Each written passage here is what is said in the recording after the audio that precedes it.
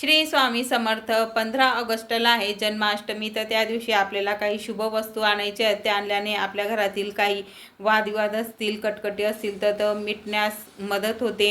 जर तुम्ही राधाकृष्णाची प्रेम आणली तर नवरा बायकोमध्ये प्रेम वाढत असतो. आणि बाळकृष्णाची मूर्ती तुमच्या घरात नसेल तर बाळकृष्णाची मूर्ती आणल्याने आपल्या घरामध्ये, म्हणजे ज्या घरामध्ये संतान प्राप्ती नसेल तर त्या घरामध्ये संतान प्राप्ती होऊ शकते. नवरा बायकोंचं पटत नसेल, वादविवाद होत असतील तर आपल्या घरामध्ये 1 किंवा 2 मोरपीस आणायचे आणि गुणाकाराच्या साईजने आपल्याला हे लावायचे. आणि मोरपीस चांगलं बघून आपल्याला आणायचे.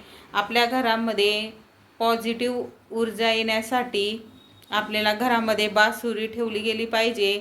तुमच्या देवघरात किंवा देवघरात गाय वासरूची मूर्ती नसेल तर तुम्ही गाय वासरूची मूर्ती तुम्ही आणू शकतात. तांब्या, पितळाची, कोणत्याही धातूची तुम्ही आणू शकतात.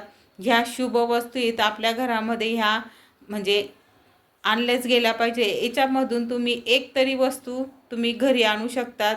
कारण की शुभ दिवशी ह्या गोष्टी आणल्यामुळे आपल्या घरामध्ये शुभ घडत असतो आणि आपलं घर गोकुळासारखं राहत असतो.